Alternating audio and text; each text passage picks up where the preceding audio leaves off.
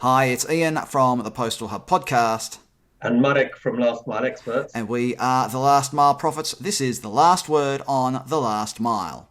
Marek, Pitney Bowes released its annual, I can't remember the name of the report now, but their report on parcel volumes in the USA, and Amazon Logistics has leapt up. Leapt up? Certainly its volumes have increased. And Marek, you were having a look at these figures earlier and you've got some observations. Absolutely. The report, I think, is the Parcel Shipping Index 2020, and the bit they've released relates to the US. But actually, I find that bit quite interesting. Amazon grew over 100% over that 1 year period.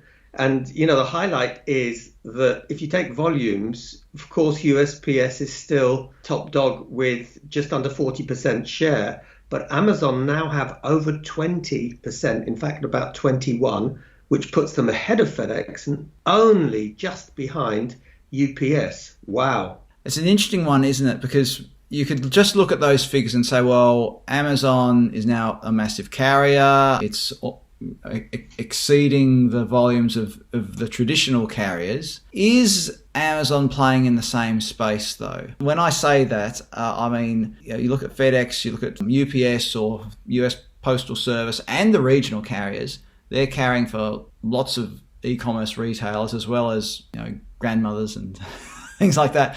Amazon carries its own parcels. Despite talk about carrying parcels for others too, it's focusing on its own parcels. Is it a true comparison, do you think? I think if the comparison is on B2C parcels, then yes. Whether Amazon does it for itself or for a wider group of potential customers, and by the way, it is a wider group now because they've opened up the network. For me, a B2C parcel from A to B in the US is no different from another B2C parcel from A to B in the US. In that sense, I would say, yes, we are comparing like with like. The question perhaps is, how far will it go? Will Amazon not want to have a backup and maintain volumes with players like USPS so that if anything goes wrong, if their systems break down or if they have a strike, not unknown at Amazon, that they have a parachute? I want to throw something else in here, Marek, and that we've seen Target and Walmart in the US, the big retailers there,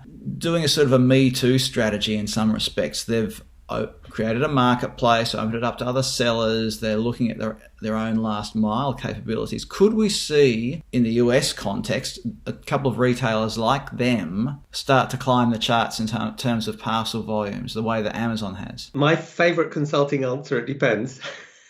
I think, first of all, Amazon is so big and so strong and has been so successful, it's going to be, in my view, very difficult for any one competitor to do that. If they band together and come up with a coherent proposal, then perhaps. But it's not going to be easy because Amazon's got, in my view, it's got to the point that a certain critical mass has been achieved. I'm not talking just in parcel volumes. I'm talking in terms of processes, systems, people, and above all, technology. And that's going to be a very tough bar to, I'm not even talking about raising the bar, but to achieve, using an Amazonian term. They're raising the bar. Is the bar raiser an Amazon thing or a UPS thing?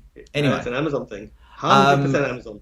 There's always talk about, sort of just talking about this entire idea of who's positioned where in the market in terms of volumes. There's this ongoing discussion, it comes up every 6 months, about surcharges in the USA. The likes of FedEx and UPS and US Postal Service raising their rates. But the other side to that is, why do they have to raise rates? Because it seems to be becoming, you know what I mean, a tighter labour market in the US. When you see the massive hiring figures, the targets of 125,000 or 500,000, whatever figures there are, trying to hire people just to cope with day-to-day volumes, let alone peak. Could we see Amazon put in the same position where it has to reevaluate either the pricing of Amazon Prime or whether it continues to offer free delivery, or does it go down the route that's already started with its fresh deliveries, that it's now charging a fee for those deliveries?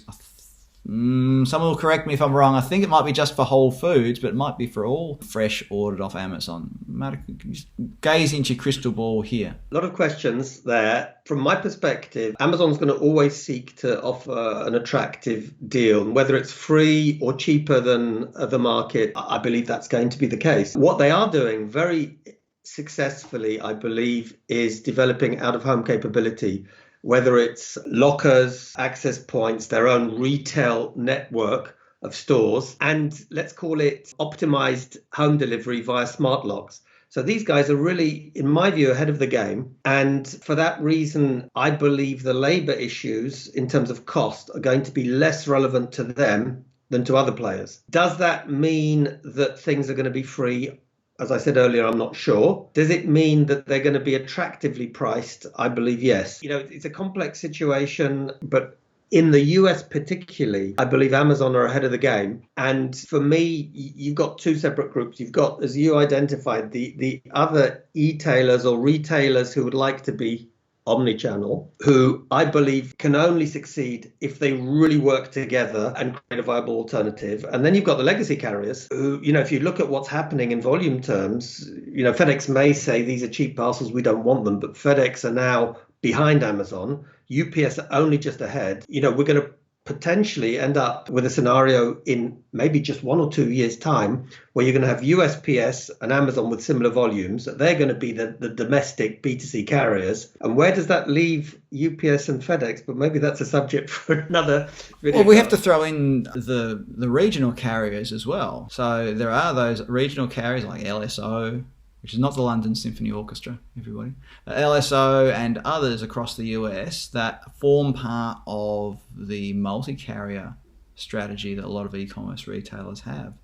So their place in all this will be interesting. And the other thing, someone wrote recently that one of the biggest threats to Amazon is from within. So if you have these, as Marek, you've said many times, there are lots of super smart people who work at Amazon. What happens when they say, well, I've got my idea and I'm going to leave Amazon and start my business?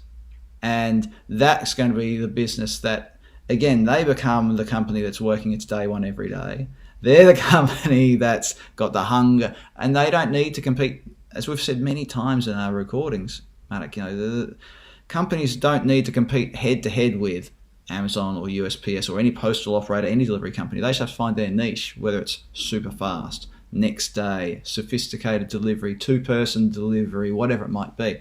So we can't fall into the trap of saying, well, just because Amazon's grown by doubled its volumes in 1 year means that we'll continue to double its volumes. Can we, really? First of all, Amazon has its finger in all of those pies that you mentioned. So that's point one. Point two, yes, of course, some of the guys and girls will go off and do things elsewhere, but Amazon is such a specific culture. It's you can like it or hate it. It wasn't my cup of tea, but it is extremely successful in making these big things happen. Can others do it? Yes, potentially. Is it going to be easy? No. Is it going to be easy at scale? No. One of the huge advantages that Amazon has is the parcel volumes and the ability to control where they go with all the algorithms that I don't know if it's still Russell Al Gore, but Russell Al Gore once created on, choosing what happens where and how to each parcel.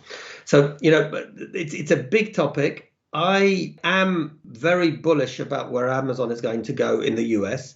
Let's wait, because there are going to be figures for Europe coming out soon, and they could be a bit different, because in Europe, Amazon is, strong in a couple of markets, but Europe is much more varied than the US. But in general terms, if I were to choose one single player in the Western Hemisphere that has changed and disrupted the last mile more than any other over the last 5 years, you know who it is. I'm guessing Amazon. Everybody, we've run out of time.